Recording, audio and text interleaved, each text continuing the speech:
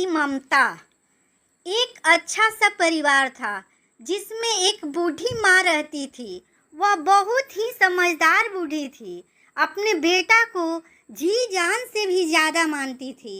एक दिन बेटा बूढ़ी माँ को वृद्ध आश्रम में छोड़ने के लिए ले जा रहा था।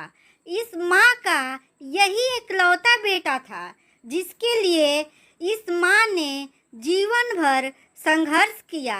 इस बेटे के लिए सब कुछ किया जो कि एक माँ को करना चाहिए। आज भी बेटे के परेशानी ना हो इसलिए आश्रम में रहने के लिए तैयार हो गई है। माँ आश्रम में चली गई, फिर भी मगर बेटा साल 2 साल में एक बार मिल लिया करता या फोन से बात कर लेता।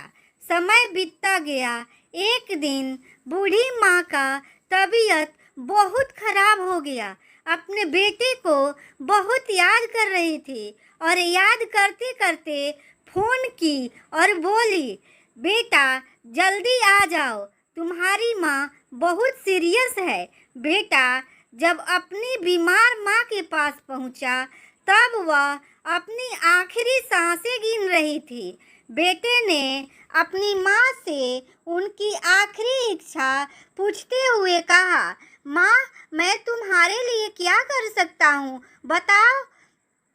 माँ ने कहा, बेटा इस आश्रम में गर्मी और मच्छर बहुत ज़्यादा है, यहाँ पर कुछ पंखे लगवा देना।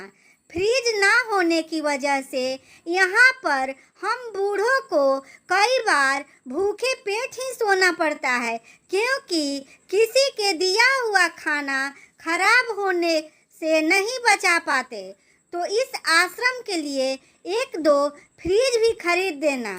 बेटे ने अपनी माँ की सारी बात सुनी और अपनी माँ से पूछा, आपने इतने साल यहाँ पर गुजार दिए पर आपने कभी भी यह बातें मुझसे नहीं कही, और अब जब आपके पास टाइम नहीं बचा है तब आप यह सब कह रही हैं, ऐसा क्यों?